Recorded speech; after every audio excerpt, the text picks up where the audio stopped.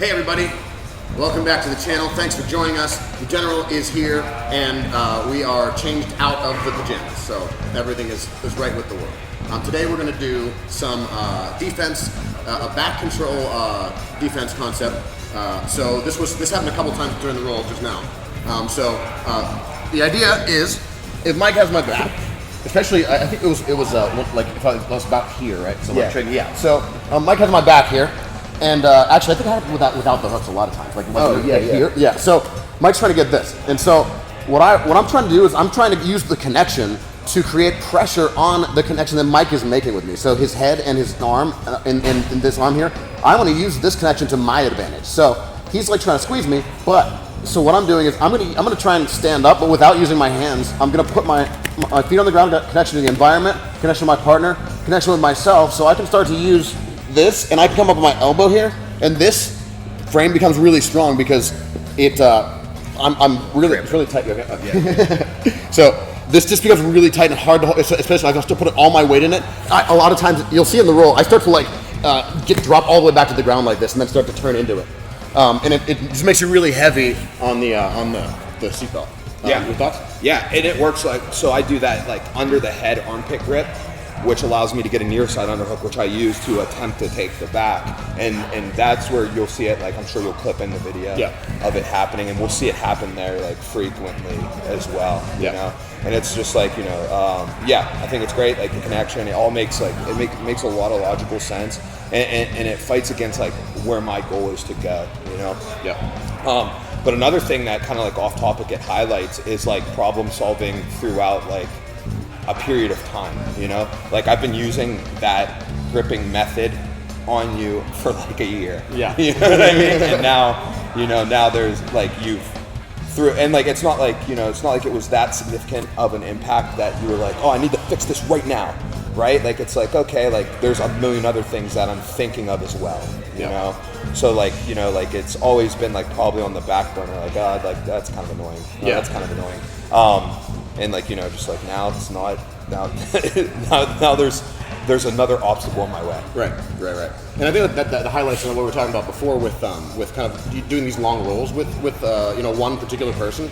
If you're lucky enough to have somebody that you can roll with for as long as you possibly can, consistently, then I think a lot of these things will start to present themselves. You start to come up with different solutions to different problems you're encountering with that one person, and it might be applicable to other people. Right, yeah. And like if you look at like me and you specifically, how we're able we roll once a week for an hour, right? And it's like that's not that hard to accomplish. Yeah. We need to find 1 hour a week where me and you both can be free, and we just train for an hour. Yeah. You know?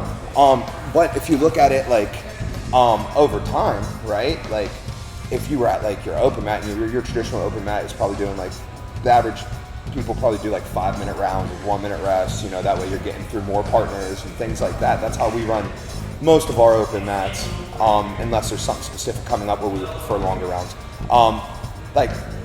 Dude, I get 40 rounds a month with you. Yeah. All squeezed in to 4 hours. Yeah. You know what I mean? Yeah. So like, and when you're switching partners a lot, which, has value, obviously, you're not getting that like same like look, like it's like, you know what I mean? Like, I would say on average, right? Like maybe a training partner that I potentially train with like 4 days a week, but I only do like one round a day with that person. You know what I mean? Yeah. So therefore, like in 1 month, even though I train with them 12 days and I only train with you 4, I get about 75% more training with you. Right. And I think that that consistency also when we start to have like patterns where maybe there's a particular attack pattern that you have or that I have, like us learning to defend that, somebody else doesn't have all those defenses set up, so it's like I might be rolling with somebody else and I start like the first couple things of that attack pattern, I got them all. Oh yeah. The other thing, it just like light bulbed on me, so especially in a long roll, like with the length of time, you go back to the well. Right? Like if you were to watch like one of our like videos the full way through, you would see me going back. Like if something worked, I'm going back to it, and I'm going back to it, and I'm going back to it, And many reasons why. Reason number one, it worked, and I do want to beat you. Yep. So try to make it work again. Number two, the more I do it, the more like I'll start to understand why it's working. Like, you know, while I'm doing, like the first time it might have just been like some reaction. The second time, like maybe I'm like, okay, well, I got this wrist, and then you start providing defenses to it, and then I start overcoming those, and like I can gather a lot of data in one day. Yeah. Which that would normally take like a month or so to gather that data, because if I'm rolling with, say, with like Vince, right? Like, all right, we do a round on Monday, we do a round on Thursday, you know? So I'm not gathering that data as frequently. Right.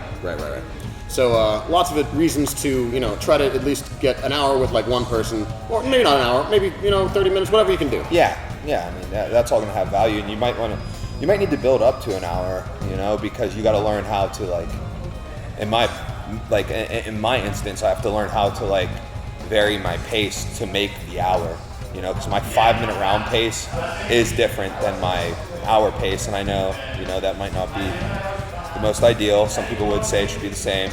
Wink, wink. But Yeah. So thanks for watching. Do the liking and the subscribing. Hit the bell and come down and train.